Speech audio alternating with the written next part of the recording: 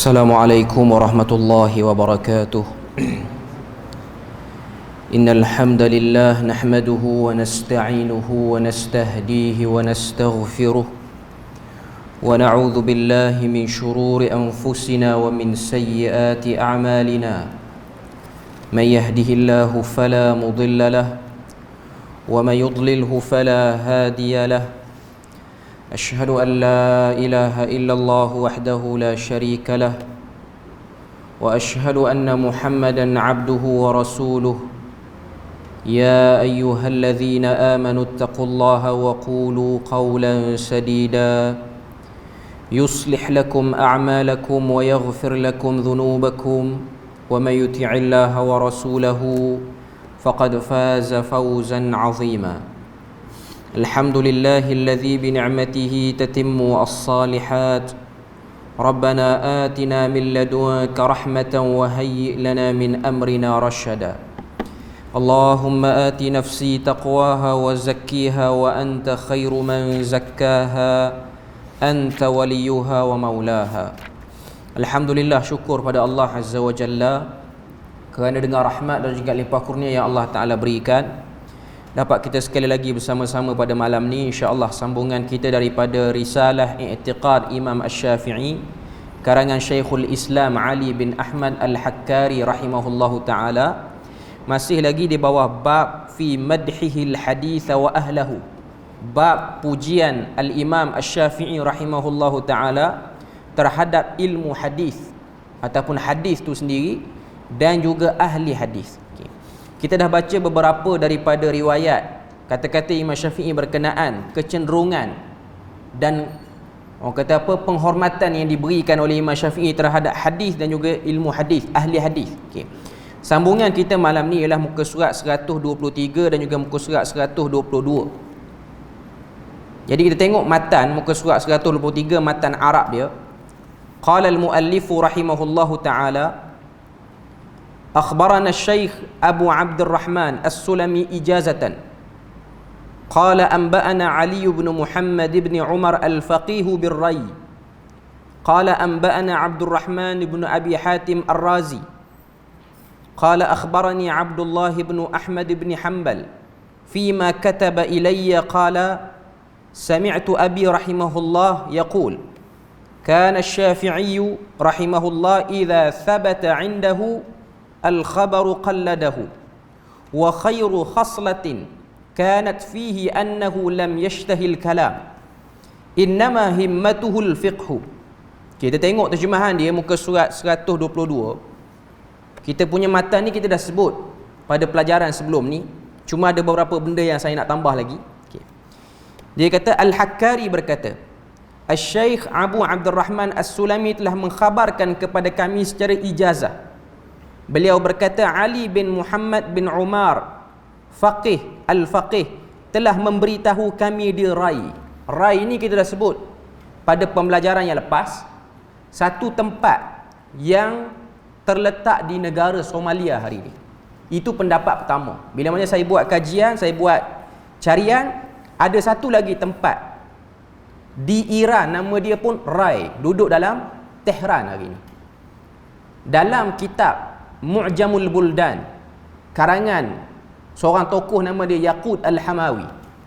Kitab ni penting bagi orang yang belajar hadis, sebab untuk kita tahu nisbah satu-satu orang tu, gelaran belakang dia tu, nama tempat tu, nak tahu kawasan mana. Maknanya kita boleh tengok Yaqut Al-Hamawi ni satu orang tokoh yang hebat, sebab dia kaji peta pada waktu tu. Masa tu belum ada orang lukis peta lagi, tapi dia sebut negara ni apa muhafazah yang ada, apa daerah yang ada. Jadi dia sebut dalam kitab dia Yaqut Al-Hamawi tu, Mu'jamul Buldan, dia kata ada dua tempat nama Rai. Satu Somalia hari ni, dan yang kedua ialah di Tehran di Iran hari ni. Dari segi orang kata apa, wilayah-wilayah yang ahli hadis hidup ni, kebanyakannya mereka berada di wilayah yang dekat dengan Iran, Iraq dan kawasan sekitar itu. Sebab tu kalau tengok Imam Tirmizi, dia berasal daripada kawasan nama dia Turmuz, dan Tirmizi tu ada 3-4 orang tokoh hadis nama dia Tirmizi. Cuma yang terkenal ialah murid kepada Imam Bukhari, iaitu Muhammad bin Isa bin Saurah At-Tirmizi itu. Cuma nak katanya itu ialah kawasan-kawasan sekitar. Sebab tu kita akan tengok kegemilangan ilmu hadis ni, dia duduk di Central Asia. Maknanya Asia Tengah. Maknanya hari ini ialah sebahagian Iran sikit, kemudian Iraq, dan juga Stan country, Uzbekistan, Turkmenistan, itu ialah kawasan sekitar ahli hadis ataupun perkembangan ilmu hadis itu berlaku. Jadi kita boleh tengok itu pandanganlah ar-rai. Tak pastilah ar-rai ini ialah rai di Somalia ataupun di Iran hari ini, di Tehran. Qala anba'ana Abdurrahman bin Abi Hatim Ar-Razi, telah mengkhabarkan kepada kami Abdurrahman bin Abi Hatim Ar-Razi ataupun dikenali dengan Ibnu Abi Hatim. Ibnu Abi Hatim ni adalah satu orang tokoh, digelar sebagai Jihbiz ataupun Jahbiz, yang bermaksud pakar dalam ilmu menentukan satu orang perawi itu dia boleh terima tak boleh terima, dan sekali saja dibacakan satu matan hadis dia boleh tahu matan hadis tu ada kecacatan ataupun tidak. Ini ialah ilmu yang detail, ilmu yang crucial dan teknikal dalam hadis. Dia kata, qala akhbarani Abdullah bin Ahmad bin Hanbal, telah mengkhabarkan kepadaku Abdullah bin Ahmad bin Hanbal, iaitu anak kepada Imam Ahmad bin Hanbal, fima kataba bihi ilayya, dalam surat yang telah dia tulis kepadaku. Maknanya Ibnu Abi Hatim pernah berutus surat dengan Ahmad bin Hanbal, bukan Abdullah bin Ahmad bin Hanbal, Ibn Ahmad bin Hanbal, maknanya anak kepada Imam Ahmad bin Hanbal.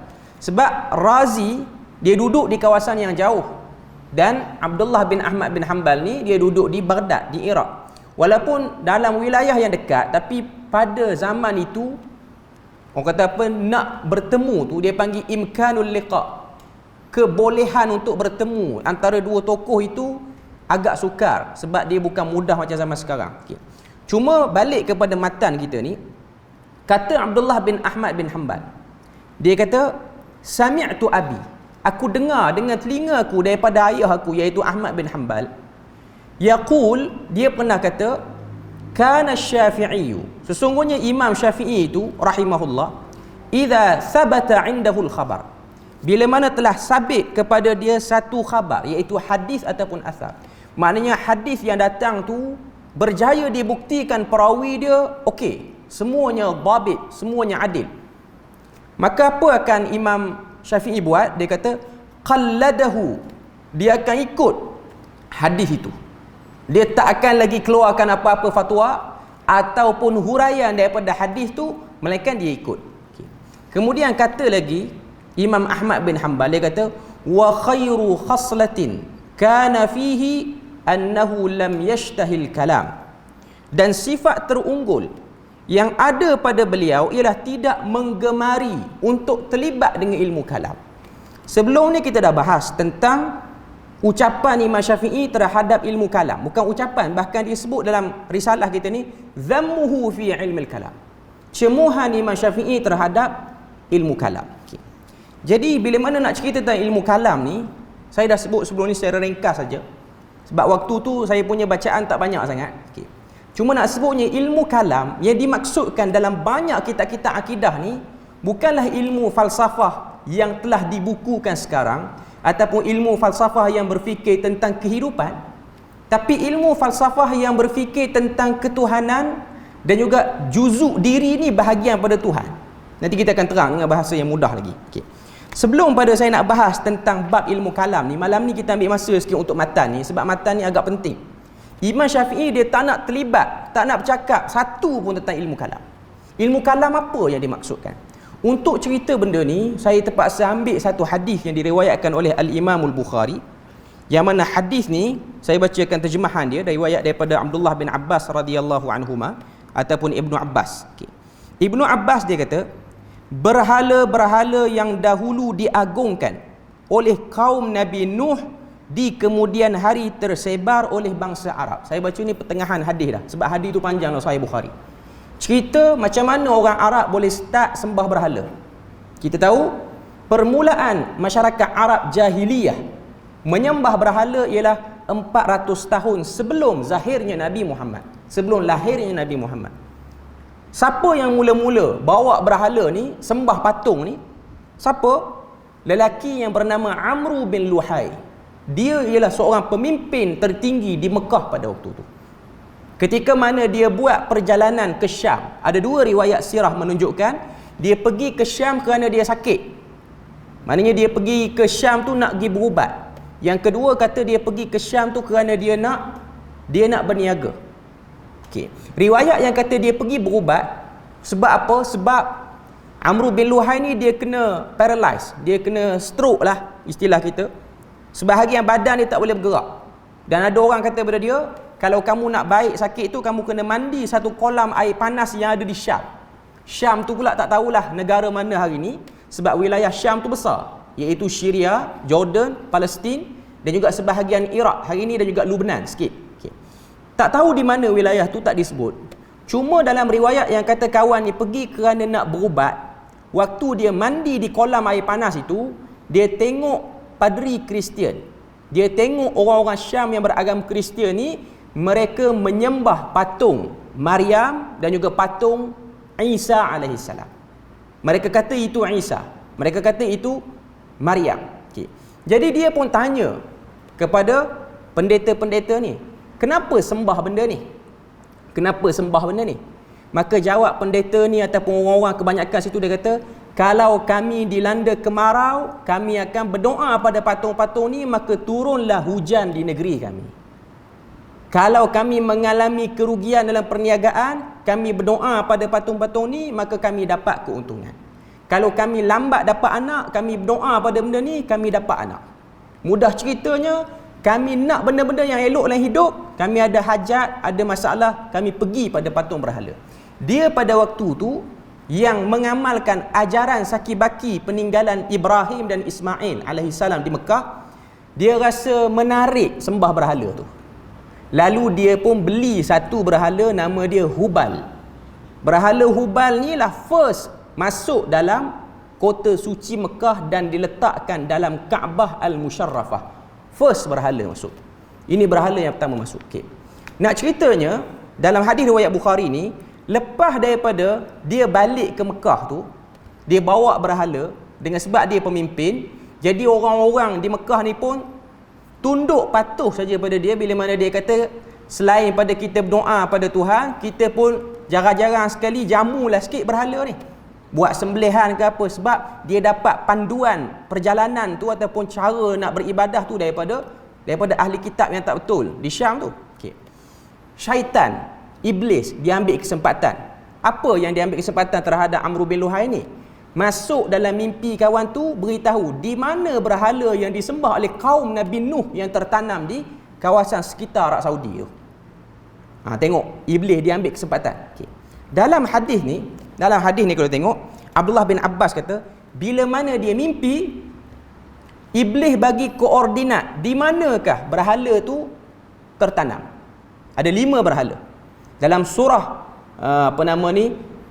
surah Nuh ayat 23, Allah Taala sebut, wa qalu la tadharunna alihatakum wa la tadharunna waddan wa la suwa'an wa la yaghutha wa ya'uqa wa nasra. Jangan kamu tinggalkan sembahan terhadap berhala-berhala itu. Jangan kamu tinggalkan sembahan terhadap Wad, Suwa', Yaghuth, Ya'uq, Nasr. 5 berhala ni.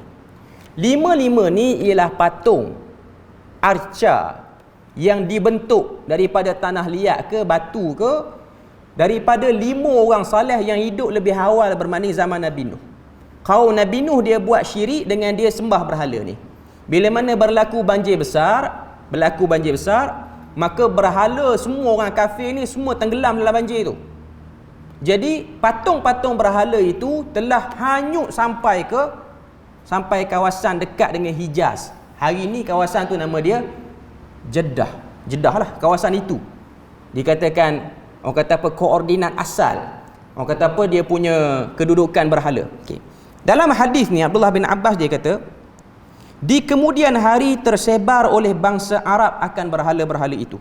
Wad, berhala pertama, menjadi berhala untuk kaum Kalb di Daumah Al-Jandal. Ini jumpa oleh kabilah ini.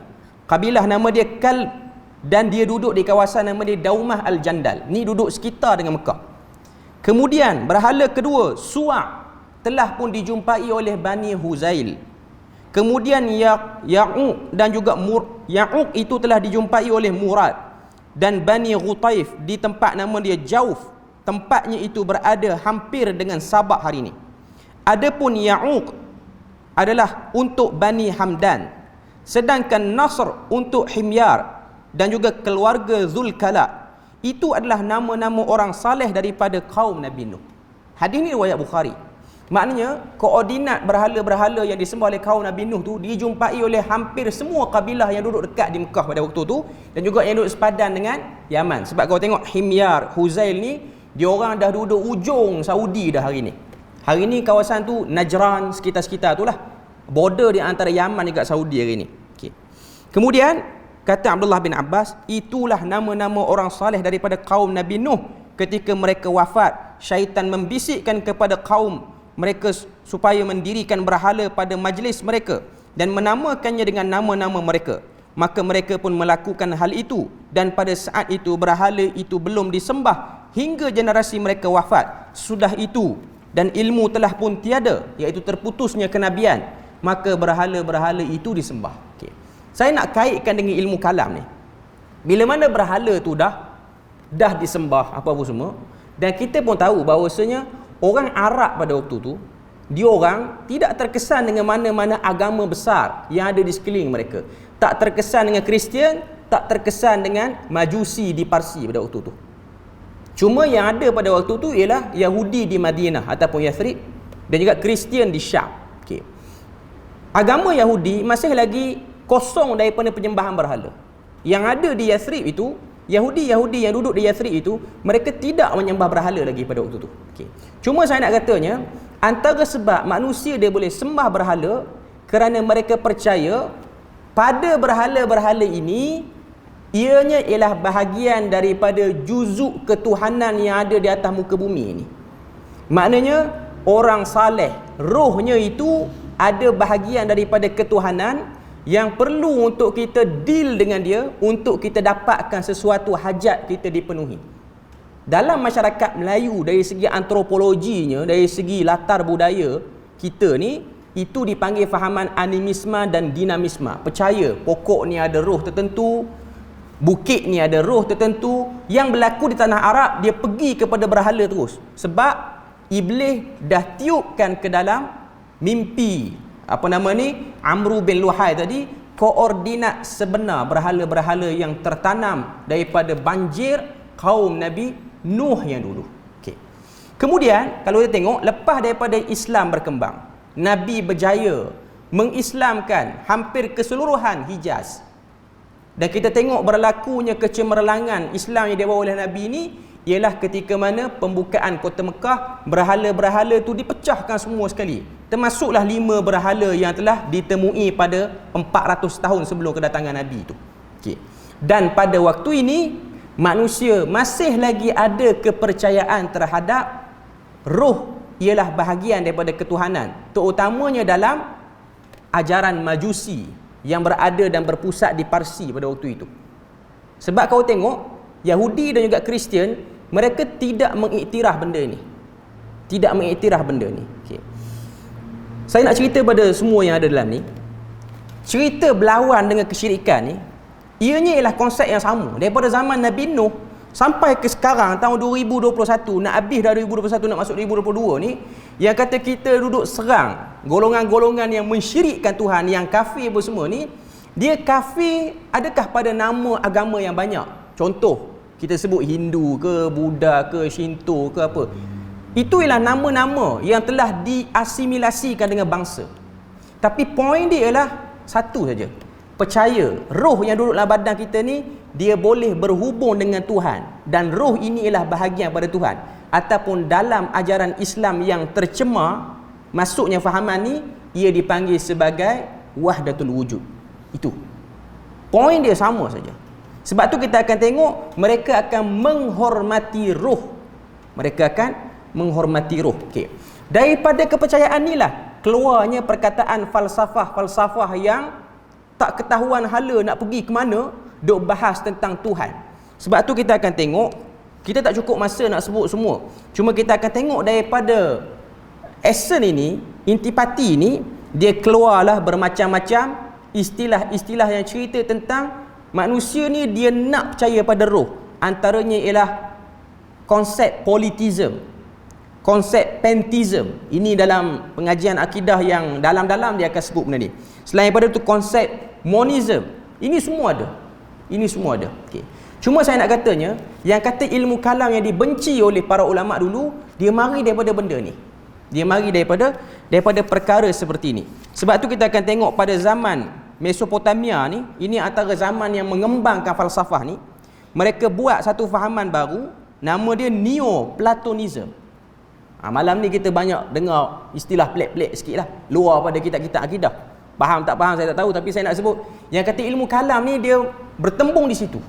Dia bertembung di situ. Cuma nak ceritanya yang berlaku di negara kita hari ini ialah serangan yang sama, iaitu nama dia Wahdatul Wujud. Poin dia sama saja. Yang orang sebut sebagai ajaran kerajaan langit dan lain-lain. Dan dia pun ada esen ilmu kalam dalam tu. Yang disebut dalam kata-kata yang dibawa daripada Abdullah bin Ahmad bin Hanbal tadi, dia kata ayah dia kata Imam Syafi'i ni, ayah dia kata, Imam Ahmad kata, wa khairu khaslatin. Muka surat 123 tadi, wa khairu khaslatin. Sebaik-baik benda yang ada pada Imam Syafi'i ni, dia tak terlibat langsung dengan ilmu kalam. Dia tak terlibat langsung dengan ilmu kalam, iaitu ilmu yang nak fikir kita ni bergabung dengan Tuhan kok mana, sedangkan benda tu tak ada kena-mengena pun. Sebab tu dalam Al-Quran Allah Ta'ala sebut, wa yas'alunaka 'anir ruh. Mereka bertanya kepadamu wahai Muhammad tentang roh. Katakanlah roh itu ialah urusan Tuhan, tidak diketahui pun. Sebab kebanyakan agama kecuali Islam, Kristian dan Yahudi, kebanyakan agama di dunia ni, terutamanya agama yang tersebar di kawasan Syarqi Asia ni, tempat kita ni, mereka ada satu konsep, iaitu percaya roh ini perlu dimuliakan, perlu orang kata apa, kita kena deal dengan roh tu. Roh tu termasuklah roh orang-orang baik yang hidup pada zaman dulu. Sebab tu kita akan tengok dalam Hindu dia ada konsep Brahman dan juga Atman. Brahman ni ialah Tuhan. Saya guna istilah Tuhan lah. Daripada Tuhan tu keluarnya Atman. Atman ni kita lah. Kita, pokok kayu ni semua Atman, cerminan Tuhan. Mana kalau tengok pokok, Tuhan juga. Kalau tengok mikrofon ni pun Tuhan juga. Okay. Dan manusia ni, khususnya manusia yang merupakan Atman daripada Brahman itu, mereka nak deal dengan Tuhan supaya dapat syurga, supaya dapat kebaikan hidup lepas pada mati. Mereka kena buat satu perjalanan, nama dia moksha. Ni yang ada dalam Hindu. Moksha ni kena bertapa, meditasi, yoga. Sebab tu kita akan tengok beberapa tahun yang dulu fatwa tentang senaman yoga tu diharamkan. Sebab dia ada satu unsur moksha dalam tu. Sebab manusia di sisi orang Hindu ni lah, kalau kita tanya orang Hindu pun dia tak semua Hindu yang tahu. Hindu-Hindu yang belajar secara mendalam dalam bab ni lah. Okay. Moksha ni kita kena buat supaya kita mati nanti tak terkena konsep nama dia samsara. Istilah kita orang Melayu sengsara. Samsara ni ialah mati tak pergi ke akhirat juga, tak juga orang kata apa balik ke bumi, dia duduk tengah tu je. Ataupun istilah dia panggil reinkarnasi. Reinkarnasi itu yang mengarut. Dia akan masuk dalam tubuh binatang, dia akan masuk dalam pokok kayu, lepas tu dia kacau orang, dia jadi mambang tanah, dia jadi mambang air, macam-macam. Okey, itu ada dalam konsep Hindu dan juga ada dalam Wahdatul Wujud hakikatnya. Okey. Jadi ini benda yang kita boleh tengok. Yang dimasukkan dengan ilmu kalam itu, dia satu benda yang luas dan besar. Bukan kalam yang kita duduk belajar sifat 20, kalam basar itu bab lain. Itu benda lain. Okey. Ini ialah nak cerita tentang ilmu kalam. Dia bercakap dan benda ni dia ada pada semua agama. Hatta etis pun bahas bab ni. Ataupun orang yang percaya dengan monism. Monism ni dia percaya kita ni ialah benda yang tak wujud. Kita ni bukan kita sekarang. Sebenarnya tuan-tuan, kalau tuan-tuan dengar benda ni, saya baca semalam, saya baca sampai pukul 2 pagi duk baca tentang benda ni. Nak bagi kuliah pada malam ni. Okey. Kesimpulan yang saya boleh sebut ialah ilmu kalam, orang yang terlibat dengan ilmu kalam ni ialah orang yang gila tak perasan dia gila. Sebenarnya dia gila apa? Sebab tuan-tuan baca perbahasan dia ni, dia macam tak jejak ke bumi. Dia duk bahas kita ni cerminan Tuhan. Kita ni lah sesuatu yang metafizik, iaitu tak tersentuh hakikatnya. Yang kita duk buat ni ialah daripada perbuatan Tuhan. Ini semua ni idea daripada iblis saja. Sebab iblis nak suruh kita ni gelong, tak ikut wahyu, itu saja. Sebab tu kalau kita tengok, bila mana Yahudi suruh orang-orang kafir musyrikin Mekah tanya Nabi Muhammad tentang beberapa soalan.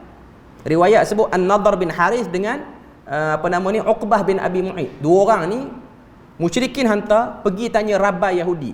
Kami ni nak berhujah dengan Muhammad, boleh tak beritahu pada kami apa soalan yang kami nak tanya pada Muhammad? Kami nak cek dia ni betul Nabi atau tidak.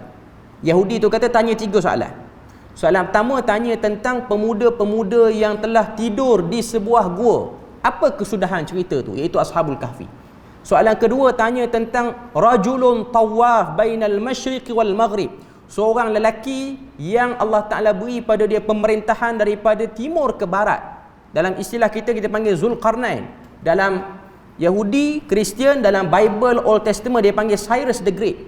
Okay. Dan soalan ketiga tanya tentang roh. Kalau dia Nabi, dia boleh jawab 2, 3, yang ketiga tu dia tak jawab. Kalau dia jawab semua dia bukan Nabi, dia tak jawab pun dia bukan Nabi. Dia mesti boleh jawab 2, 1 tak jawab, 1 dia gantung. Dan kalau kita tengok, Nabi SAW diberi wahyu dalam surah Kahfi dan juga dalam surah Isra. Allah Ta'ala sempurnakan cerita Ashabul Kahfi, kesudahan dia apa, Zulqarnain pun kesudahan dia apa. Cuma masuk surah Isra, Allah Ta'ala sebut tentang soalan orang-orang kafir terhadap Nabi. Roh macam mana? Allah Ta'ala suruh jawab, Kulir ruhu min amri rabbi. Katakanlah roh itu ialah urusan Tuhan. Roh itu ialah urusan Tuhan. Dan di sinilah kalau kita tengok, kerana percaya roh ni dia boleh attach dengan alam fizikal kita ni, maka di situlah syaitan, iblis diambil kesempatan. Sebab tu kita akan tengok pada zaman lampau, kita akan tengok sebahagian daripada orang yang terlibat dengan percayaan roh ni, mereka duk ingat mereka berhubung dengan roh yang betul. Rupa-rupanya mereka berhubung dengan syaitan. Sebab tu kita akan tengok, semalam saya ada terbaca satu, saya tak ingat. Dia ni satu orang yang beragama Kristian, dan dia ni dilantik sebagai ahli nujum kepada keluarga Queen Elizabeth yang dulu, bukan yang sekarang. Okay. Dan mereka ni lah yang menetapkan tarikh pertabalan kerajaan diraja Britain ini. Okay. Cuma mereka ni ialah ahli sihir. Mereka ni ialah bahagian daripada Gnosticism dan juga Kabbalah dalam Yahudi tu ada. Okay. Cuma nak sebutnya, mereka ni attach dengan satu roh yang diorang rasa itu ialah malaikat, tapi roh tu ialah iblis. Dan diorang dapat kunci-kunci alam ni. Maknanya nak tahu orang ni mati, kampung ni berapa orang mati, kawan ni kalau dia kahwin, dapat semua. Kecuali satu kunci yang last tak dapat. Iblis minta kepada si ahli nujum ni, kalau dia nak kunci tu, dia kena bertukar pasangan, dia kena melakukan hubungan persetubuhan dengan isteri kawan dia. Iblis memang nak yang tu pun, nak buat yang tu lah. Benda yang sama berlaku dalam cerita ahli sihir di Babylon tu, Bibabila Harut wa Marut, Harut dan Marut tu. Okay. Cuma nak katanya ialah, ini semua ialah kepercayaan terhadap manusia boleh attach dengan alam roh. Dan Islam dan agama-agama samawi yang asal, macam Yahudi, Kristian yang ortodok, mereka tidak menggabungkan, orang kata apa, roh itu esen ketuhanan, tapi mereka kata roh itu makhluk Tuhan. Macam kita Islam, kita kata roh tu makhluk Tuhan, roh itu bukan Tuhan. Cuma Kristian yang problem. Sebab tu dia orang kata Nabi Isa tu bahagian pada ketuhanan. Sama juga dengan Yahudi. Dan Islam juga menerima pengaruh ni bila mana adanya fahaman wahdatul wujud dan nur Muhammad itu. Cuma saya nak sebut sini, cara terbaik untuk tidak terlibat dan panjang lebar dengan isu ni, tak bercakap langsung tentang bab ni. Macam Imam Syafi'i. Sebab tu dalam matan ni dia kata, wa khairu khaslatin kanat fihi annahu lam yashtahil kalam. Sebaik-baik petunjuk dan keunggulan, tidak terliur pun untuk bercakap tentang ilmu kalam ni. Sebab daripada ilmu kalam ni, walaupun kita bercakap sikit, kita akan terkena kerosakannya. innama himmatuhul fiqh, sesungguhnya kesungguhan Imam Syafi'i itu ialah pada fiqh semata-mata. Fiqh ni maksudnya ialah memahami tentang ibadat yang kita lakukan, muamalat yang kita lakukan. Termasuk fiqh lambat ni juga ialah akidah. Kita jangan ingat fiqh ni halal haram saja. Sebab tu Imam Abu Hanifah dia masukkan dalam fiqh itu juga ialah akidah. Fiqhul akbar. Benda yang kita kena faham dulu ialah bab ketuhanan. Okey, kemudian muka surat 125 dan juga 124. Qala al-musannif rahimahullahu taala, muka surat 125. Akhbarana Ahmad bin Mahdi qala anba'ana Abu Nasr al-Murri qala anba'ana al-Qadi al-Miyanji qala anba'ana Ahmad bin Marwan al-Maliki qala anba'ana Zakaria bin Yahya as-Saji qala anba'ana Ahmad bin Abi Laith an Ahmad bin Hanbal, daripada Imam Ahmad bin Hanbal juga, qala ma ra'aitu atba'a lil athari min asy-Syafi'i. Kata Imam Ahmad bin Hanbal, kita tengok terjemahan dia muka surat 124. Saya ringkaskan, saya tak baca dah nama-nama tu. Kita terus pergi kepada Ahmad bin Abi Laith telah memberitahu kami bahawa dia meriwayatkan daripada Ahmad bin Hanbal, semoga Allah meridai beliau. Beliau berkata, ma ra'aitu atba'a lil athar, tidak pernah aku lihat orang yang lebih kuat mengikuti asar selain daripada Imam Asy-Syafi'i rahimahullahu ta'ala. Ini disebut sebagai syahadah, penyaksian Imam Ahmad bin Hanbal terhadap Imam Syafi'i. Maknanya nak tunjuk pada kita inayatuhu bil athar, prihatinnya, sya'nanya Imam Syafi'i ni terhadap athar. Athar ni ialah kalam Nabi, termasuk dalam tu juga ialah kalam sahabat. Wal atharu hiya ahadithu Rasulillah sallallahu alaihi wasallam wa ma jaa 'anis sahabah. Maknanya Imam Syafi'i ni antara orang yang sangat mengambil berat tentang kualiti dan juga status satu hadis itu untuk menetapkan satu-satu hukum. Ini benda yang kita kena tahu. Okey. Tadi saya ada tengok satu video, ada satu orang hantar video ni. Dia nak kata Imam Syafi'i sebut benda-benda ni tawaduk saja. Bukan Imam Syafi'i itu sendiri orang yang orang kata apa, tunduk patuh kepada athar, tapi tawaduk. Dia datangkan satu qaul Imam Syafi'i yang terkenal, idza sahhal hadis fa huwa madhhabi. Bila mana sahih satu hadis, itulah mazhabku. Kata-kata ni disebut oleh Abu Hanifah juga, disebut oleh Imam Asy-Syafi'i juga. Okey. Dia kata, kata-kata Imam Syafi'i ni bukanlah maksudnya bila mana kita dengar satu hadis tu, kita terima terus lalu kita beramal. Tapi nak tunjuk pada kita, kata-kata inilah kata-kata tawaduk Imam Syafi'i bila mana dia tulis kitab. Maknanya nak kata kalau ada salah, lemparkanlah pendapat aku, ambil hadis Nabi. Okay. Sebab dia nak kata orang-orang yang menggunakan kata Imam Syafi'i ni nak menunjukkan pada kita bahawasanya kata-kata Imam Syafi'i itu menunjukkan pendapat dia boleh ditolak begitu sahaja. Okay. Pertama kita kena tahu, kata-kata tu memang datang daripada tawaduk Imam Syafi'i. Tapi kata-kata tu bukanlah untuk mengkuduskan tulisan dia. Ini benda yang kita kena tahu. Supaya orang dia tak pergi ke arah ketaksuban. Dan kita pun tahu ketaksuban terhadap mazhab ini bukan berlaku zaman sekarang. Dah berlaku pada zaman Abbasiyah lagi. Dah berlaku pada zaman Uthmaniyah pun. Kalau kita tengok, berlaku pertempuran di antara mazhab Maliki dengan mazhab Syafi'i, mazhab kata apa, Abu Hanifah dengan mazhab Syafi'i, sehingga berlaku berbunuhan. Sebab tu kita akan tengok golongan pelampau terhadap mazhab, kata apa, mazhab Abu Hanifah, mazhab Hanafi ni, mereka reka hadis palsu untuk memburukkan Imam Syafi'i. Sebab tu dia ada satu hadis yang diletakkan oleh Ibnu Jauzi dalam kitab dia Al-Mawdu'at. Dia kata, ya'ti fi akhir zaman rajulun ismuhu Muhammad ibn Idris akhtaru min iblis. Akan datang pada akhir zaman satu orang lelaki nama dia Muhammad bin Idris, lebih bahaya pada iblis, iaitu Imam Syafi'i. Okay. Ini pelampau bagi mazhab Abu Hanifah. Okay. Dan benda yang sama juga berlaku pada orang lain. Sebab tu kalau kita tengok benda-benda seperti ini, dia berlaku kerana fanatik dan juga orang kata apa, ekstrim yang tidak dikawal, yang tak dapat dikawal. Dan benda ni telah berlaku pada sejarah yang lampau. Dan dia akan berlaku balik pada zaman moden ni sekiranya pembelajaran fiqh tidak dibuka secara luas dan tidak dibaca dengan harmoni. Ia akan melahirkan orang yang hanya duduk pada satu pandangan dan akhirnya mengecilkan pandangan orang lain. Saya tak kata belajar fiqh ni campur mazhab. Belajar ikut mazhab masing-masing. Cuma belajar juga untuk hormat mazhab orang dan sedar diri bahawasanya mengambil pendapat lain daripada mazhab yang lain itu bukan benda yang besar, benda yang salah sehingga dilihat sebagai satu jenayah ilmu, bukan pun. Sebab benda tu kita kena sedar. Sebab pandangan-pandangan dalam fiqh ini ianya ialah benda yang dikeluarkan daripada ijtihad mereka sendiri. Kita letak atas kepala semua pandangan mereka ni sebagai hormat terhadap pandangan mazhab. Cuma nak sebut kepada kita, yang merosakkan ialah ekstrim dan juga golongan-golongan pelampau ini. Dan kita kena sedar bahawasanya menukar pandangan mazhab ianya ialah benda yang memang dah berlaku di mana-mana orang Muslim di dunia ni pun. Macam kita di Malaysia, kita declare kita mazhab Syafi'i dalam ibadah.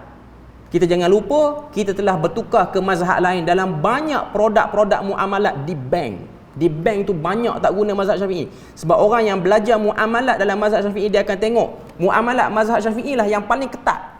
Yang paling ketat. Kalau ikut kaedah mazhab Syafi'i, bank yang ada sistem tarik kereta tu haram perbuatan tarik kereta tu. Kita beli kereta, kita tak bayar. Sampai 3 bulan tak bayar. Bank pun suruh orang tarik kereta kita. Di sisi mazhab Syafi'i, tarik kereta tu haram bagi bank. Tak boleh. Kalau pegang yang tu, lingkup bank.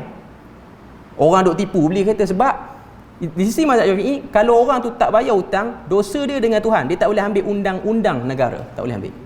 Yang kita pakai tu ialah daripada Abu Hanifah dan juga daripada mazhab Maliki. Kita boleh ambil undang-undang, tindakan undang-undang bagi orang-orang yang tidak melunaskan hutang. Dalam mazhab Syafi'i, dia berdosa, tapi ambil tindakan tak boleh. Okay. Jadi benda tu kita kena sedar lah. Perkara tu kita kena sedar.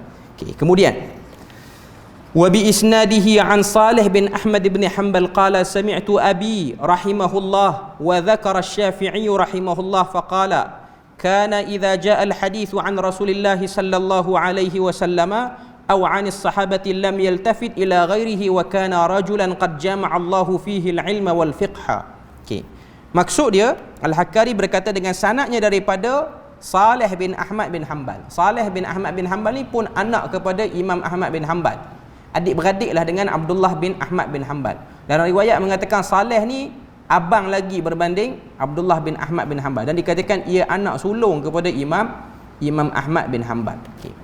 Apa kata dia?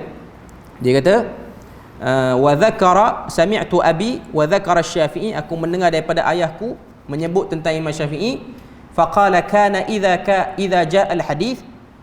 Apa kata dia? Dahulu apabila sampai kepada Asy-Syafi'i hadis daripada Rasulullah atau para sahabat, beliau tidak lagi menoleh kepada selainnya.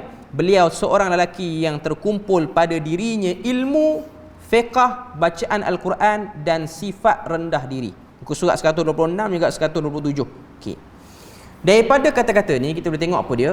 Syahadatu thalithah minal imami Ahmad rahimahullah lil imam Syafi'i fi ta'zimihi lil hadith wa inayatuhu bihi wa taqdimihi ala kulli syai'.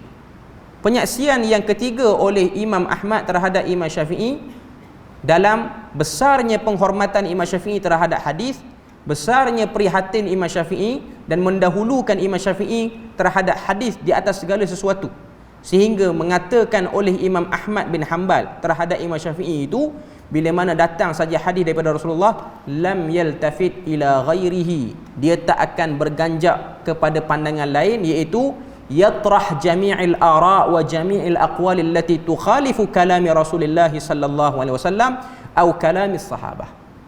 Maknanya Imam Syafi'i dia akan tinggalkan semua pandangannya kalau tak sama dengan hadis Nabi. Dan ini ialah satu keterbukaan yang memang dah ada daripada dulu lagi di zaman kegemilangan imam-imam mazhab ni. Sebab tu kau tengok Imam Abu Hanifah, dia duduk di Baghdad, dia duduk di Kufah. Maaf, bukan Baghdad, dia duduk di Kufah, di Iraq. Okay. Imam Abu Hanifah digelar sebagai ahlul ra'i sebab banyak pendapat fiqh dia dikeluarkan dengan ijtihad, sebab hadis-hadis tak banyak sampai kepada dia di Kufah. Sebab pusat hadis ni di Hijaz, di Mekah, Madinah. Dua tempat tu. Beza dengan Imam Malik dia duduk di Madinah. Dia tak pernah keluar pada Madinah. Dia duduk di Madinah dan dia telah menghimpunkan banyak hadis Nabi sehingga dia tulis kitab nama dia Al-Muwatta. Sebab tu kau tengok dalam riwayat, bila mana Hasan Asy-Syaibani dan juga Abu Yusuf, dua-dua orang ni anak murid pada Imam Abu Hanifah. Wafat Imam Abu Hanifah tahun 150 Hijrah, dia orang pergi berguru dengan Imam Malik di Madinah. Ni dua-dua orang murid kanan Imam Abu Hanifah, Imam Abu Yusuf dengan Hasan Asy-Syaibani. Okay. Kedua-dua orang ni bila mana dia sampai ke Madinah, dia dengar Imam Malik menyampaikan hadis dan juga memberi fatwa. Bila mana Imam Malik menyampaikan hadis dan memberi fatwa, dia anak murid kanan pada Imam Abu Hanifah, dia kata kalau Abu Hanifah hidup, dia akan rombak 2/3 daripada fatwa yang telah dia keluarkan zaman hidup dulu. Sebab majoriti fatwa dia dikeluarkan daripada ijtihad dan tidak berpandukan hadis. Ini murid yang bagus. Dia tidak ada sifat ketaksuban. Tak adalah dia tunjuk hebat depan Imam Malik. Dia kata, Imam Malik ni muda ke? Kita berguru dengan orang tua. Orang tua ni dah lama. Mazhab dia pun dah jauh tersebar. Sebab memang mazhab Maliki antara mazhab Hanafi antara mazhab yang agak besar tersebar pemegangnya, pengikutnya di dunia sekarang ni pun. Antara dua wilayah yang terbesar ialah India dan Pakistan yang memegang, orang kata apa, ikut betul-betul mazhab Abu Hanifah dan juga sebahagian besar muslimin di China hari ni. Syafi'i ni dia di Asia ni lah paling banyak. Okey. Hambali memang di kawasan Dual Al-Khalijiyah, negara-negara Teluk Arab hari ni lah. Okey. Cuma nak katanya ialah tawaduk walaupun belajar lama, sehingga Hasan Asy-Syaibani tu menjadi murid yang meriwayatkan banyak riwayat Muwatta daripada Imam Malik. Jadi ni nak tunjuk pada kita bahawasanya sikap para imam terdahulu bila mana mereka dengar hadis Nabi, mereka cepat-cepat nak ambil hadis Nabi itu sendiri sebagai pandangan yang muktamad. Okay. Kemudian kata Imam Ahmad bin Hanbal, dia kata wa kana rajulan qad jama'a Allahu fihi al-ilma wal fiqha wa qira'at al-Quran wal khudu'. Kerana mereka itu, orang kata apa, para sahabat itu berkumpul pada diri mereka ilmu, fiqh, bacaan Quran dan sifat rendah hati. Sebab apa kena ambil pandangan sahabat? Sebab apa kena ambil hadis Nabi? Kena berikan perhatian kepada hadis Nabi apa semua ni? Sebab para sahabat mereka golongan yang awal dididik oleh Nabi dan mereka golongan yang paling berjaya mendapat didikan Al-Quran, terkesan. Yang lepas pada tu dia makin kurang sampailah kepada zaman kita sekarang. Okay. Seterusnya, matan seterusnya muka surat 127 yang terakhir untuk malam ni. Qala al-musannif rahimahullah akhbarana Abu al-Hasan Ali ibn Abdul Malik bin Abi Talib al-Imam bi Jami' Halab qala anba'ana Abu Abdullah al-Ansari qala anba'ana Abu Nasr al-Fanani al-Faqih qala anba'ana Abu Ishaq at-Tabari qala anba'ana Abu Umar bin As-Sama qala anba'ana Abu Bakr Muhammad bin Ismail at-Tammar bin Raqqah قال سمعت الربيع بن سليمان يقول سمعت الشافعي رحمه الله يقول إذا رويتم عن النبي صلى الله عليه وسلم بخلاف قولي فدعوا قولي وخذوا به فإني أقول به. Okay. Maksud dia muka surat 126, Al-Hakkari berkata Abul Hasan Ali bin Abdul Malik bin Abi Talib al-Imam telah mengkhabarkan kepada kami masjid di Halab di Syria, ataupun nama lain ialah Aleppo dalam bahasa Inggeris lah ataupun bahasa lain. Beliau berkata Abu Abdullah Al-Ansari telah memberitahu kami. Beliau berkata Abu Nasr Al-Fanini Al-Faqih telah memberitahu kami. Beliau berkata Abu Ishaq At-Tabari. Ini bukan Imam At-Tabari yang tulis kitab tafsir Tabari tu orang lain. Okay. Telah memberitahu kami. Beliau berkata Abu Amru bin As-Simak telah memberitahu kami. Beliau berkata Abu Bakar bin Muhammad Ismail At-Tammar telah memberitahu kami di Raqqah. Raqqah ni tak silap di Syria juga tempat dia. Beliau berkata aku telah mendengar Rabi' bin Sulaiman. Rabi' bin Sulaiman ni ialah nama yang selalu dan banyak kita jumpa sebelum-sebelum ni, iaitu murid Imam Syafi'i dan juga merangkap muazzin di masjid Masjid Amru bin Al-As di Mesir. Masjid Amru bin Al-As. Okey, dan murid pada Imam Syafi'i.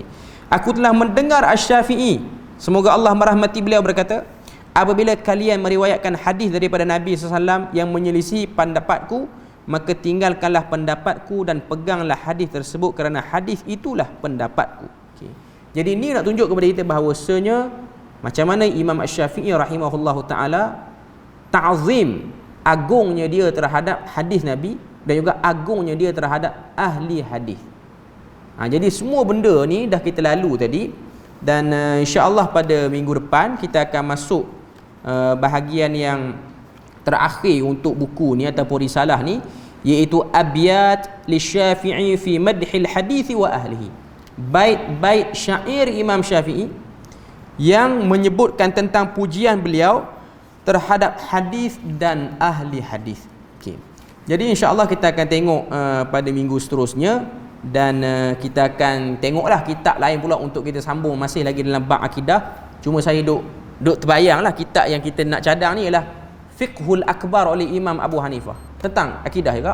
Kitab tu pun nipis, dah ada terjemahan dalam bahasa Melayu. Dan insya-Allah setakat tu saja, moga Allah Taala beri rahmat dan berkat. Subhanakallahumma wa bihamdik, asyhadu an la ilaha illa anta wa astaghfiruka wa atubu ilaik. Wassalamualaikum warahmatullahi wabarakatuh.